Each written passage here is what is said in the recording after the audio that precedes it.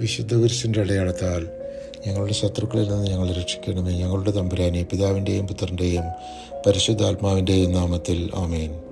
Persia രാജാവായ അഹസ്വേരോസിൻ്റെ അന്തഃപുര വിചാരിപ്പുകാരനായ യഹൂദനായ മൊർദെഖായി ഒരു സ്വപ്നം കണ്ടു.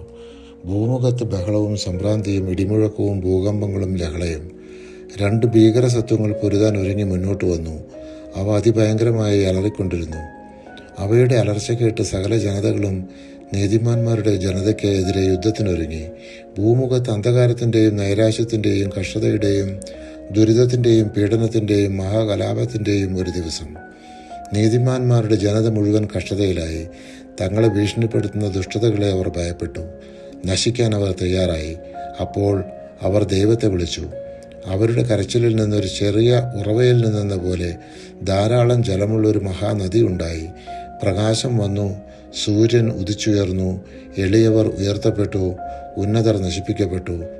ദൈവം ചെയ്യാൻ ഉറച്ചിരിക്കുന്നത് എന്തെന്ന് മൊർദെഖായി ഈ സ്വപ്നത്തിൽ കണ്ടു. കൊട്ടാരക്കാവൽക്കാർ രാജാവിനെ വധിക്കാൻ അവസരം നോക്കുന്നെന്ന് മനസ്സിലാക്കിയ മൊർദെഖായി ഈ വിവരം രാജാവിനെ അറിയിക്കുകയും രാജാവ് അവരെ വധശിക്ഷയ്ക്ക് വിധിക്കുകയും മൊർദെഖായിക്ക് സമ്മാനങ്ങൾ നൽകി കൊട്ടാരത്തിൽ സേവനം ചെയ്യാൻ അനുവദിക്കുകയും ചെയ്തു. അഹശ്വേരോസ് രാജാവ് തലസ്ഥാനമായ സൂസായിൽ തൻ്റെ സകല പ്രഭുക്കന്മാർക്കും സേവകന്മാർക്കും സേനാധിപതികൾക്കും ജനങ്ങൾക്കും പ്രഭുക്കന്മാർക്കും വാഷ്ടി രാജ്ഞിയുടെ സൗന്ദര്യം കാണിച്ചു കൊടുക്കാൻ വേണ്ടി അവളെ രാജകീയ കിരീടം ധരിപ്പിച്ച് രാജസന്നിധിയിൽ ആനയിക്കാൻ രാജാവ് രാജ്ഞിയെ വിളിപ്പിച്ചെങ്കിലും അവൾ വന്നില്ല.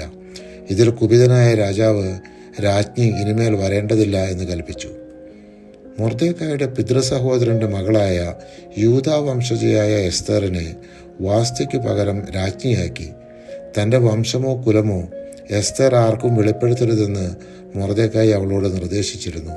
അനന്തരം രാജാവ് എസ്തറിൻ്റെ പേരിൽ തൻ്റെ എല്ലാ പ്രഭുക്കന്മാർക്കും സേവകന്മാർക്കും ഒരു വലിയ വിരുന്ന് നൽകി. പരിശുദ്ധാത്മാവെ, തിരുവചനത്തിൻ്റെ അനന്തശക്തിയാൽ ആത്മാവിൻ്റെ ബലങ്ങളും ദാനങ്ങളും നൽകി തീക്ഷ്ണതയാൽ ഞങ്ങളെ ജ്വലിപ്പിക്കണമേ. ആമേൻ.